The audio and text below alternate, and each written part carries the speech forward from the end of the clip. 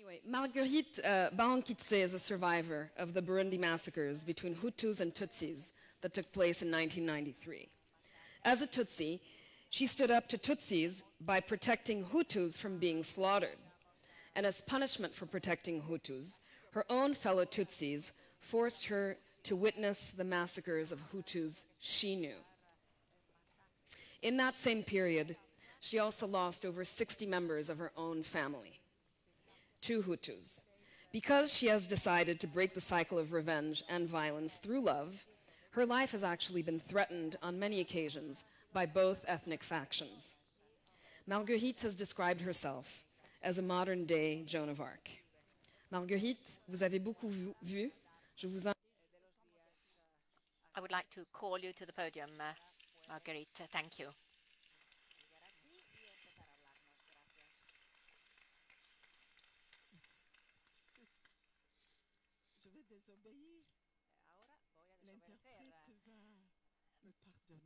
Please, the interpreters forgive me, but I will speak French.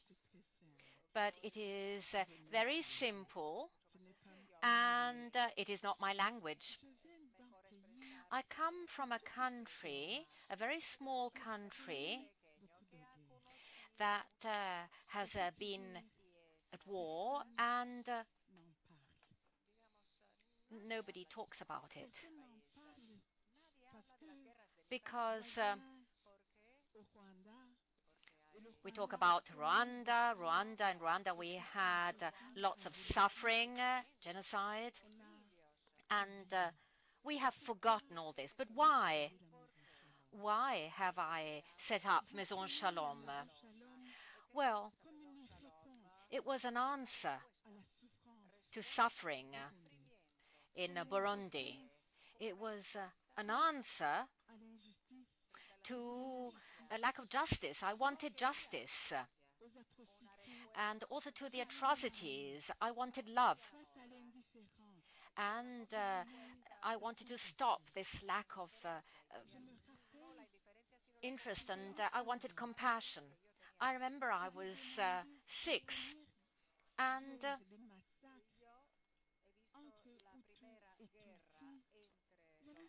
there was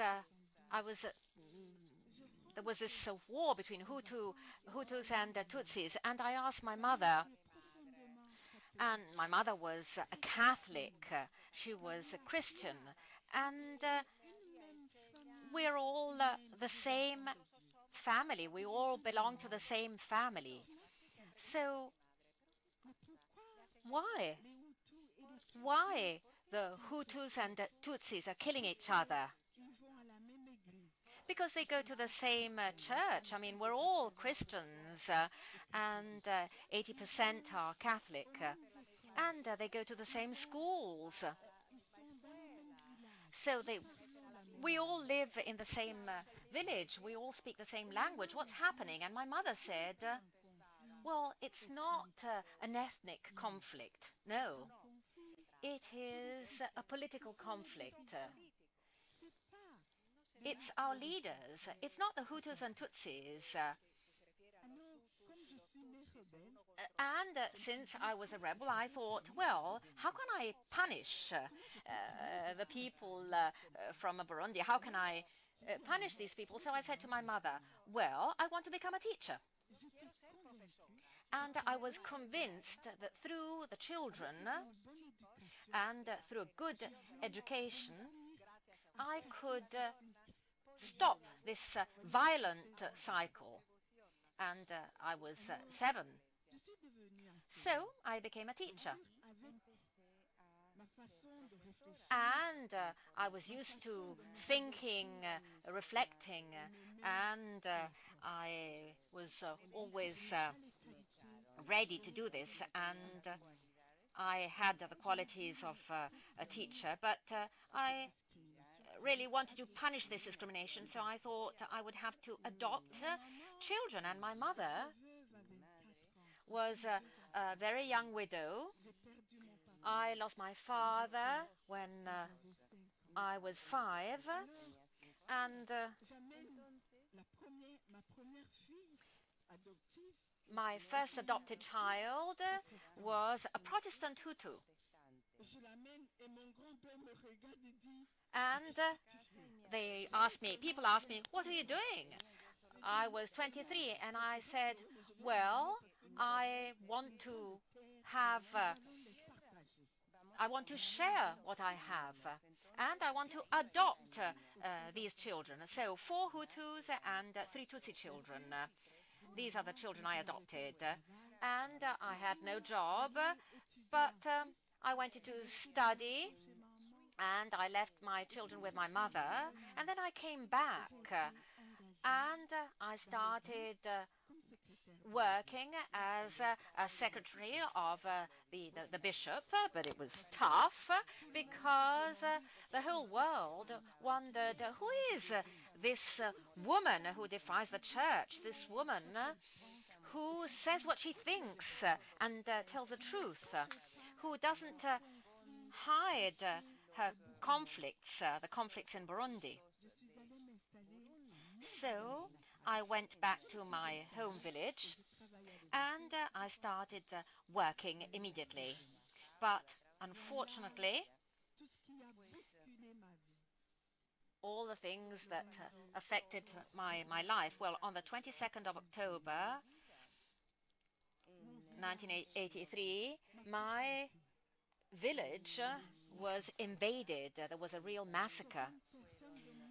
And some members of my families, I'm a Tutsi, and I didn't choose to be it, so nobody could help me. And nobody could really attack me because I was a Tutsi. So I tried to save my children. I always lived in harmony. We all belong to the same human family. But the attackers also wanted to kill me since I am a Tutsi, but I tried to save the children. And I left the village. And I met my colleagues belonging to the Hutus and Tutsis, and I said to them, we're all children of God. So we're in and if the Hutus arrive, you must protect us, and you must do the same with us. And on the 24th of October, 2 days after the massacre of my family, the Tutsis came for their revenge. I don't know how we can have this kind of revenge on people who had not killed others. So I said,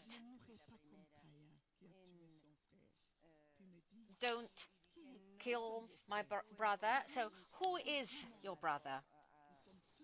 And we're all Christians, but please don't touch these people. Unfortunately, they attacked us and killed 72 people right in front of me.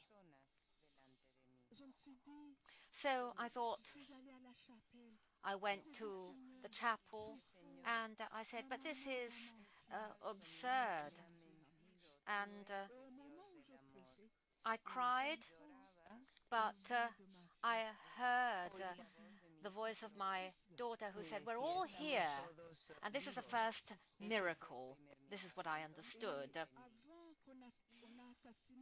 And I would like to talk about this story. A woman who gives me the strength. My friend Juliette, she had 2 small children. Juliette, Lydia and Lisette. She was a Tutsi like me. And she gave me these 2 small children and said, Maggie, you must bring up my children as if they were yours. And I said, Juliette, nobody in the world can replace the tenderness of a mother. But since you want me to do this, I will take these children, and that is why I set up Maison Shalom, a house where the entire world can live with dignity together. I left and I had nothing with me. I had no money, I had not a shelter, and I had to hide among children. And there were other children around me, and in 4 months the children had become more than 400. And we had to move again. And people told me, "Are you crazy? Are you insane?" And I said, "Yes, it is true. I'm insane." Don't you think I am insane? That's true, absolutely true. So I felt that I was aware. I was aware that I was doing the right thing and the providence was helping me.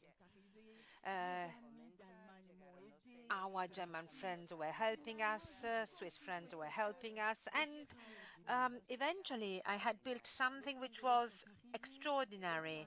The Congolese arrived, but also children from Rwanda arrived after genocide. Over 30,000 children were there, and I built houses and I received awards. But all these children, I didn't want to call these children orphans. I want to call them princes and princesses. And I told them, you must consider yourselves not like orphans, because a Christian is never an orphan. I told them, you will make it, you will be successful. And after 23 years, all these children became doctors, lawyers, engineers, and I had managed to build hospitals and schools, and I had built something. It was not just me. What I didn't know, I was not aware where all that came from. 2015, unfortunately, 2015 arrived. The president started killing children. I sought to protect them, but they wanted to kill me as well.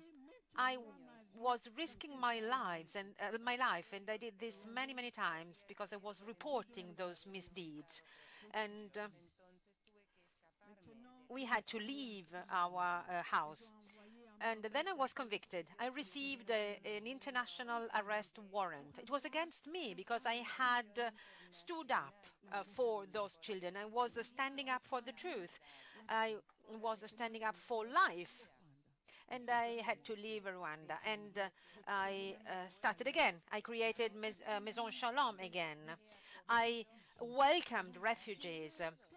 And I wanted to keep doing that.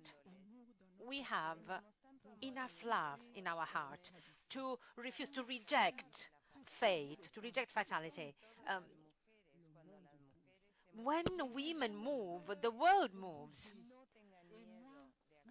And now that I'm talking to you, uh, I've just opened something very important, which is the oasis of peace. To refuse, to reject once again this war. And no one can stop love. Journalists ask me this question. Are you never discouraged? You started at 23, now I'm 61. But I would start from scratch again and again because I end by this statement of St. Paul, who said,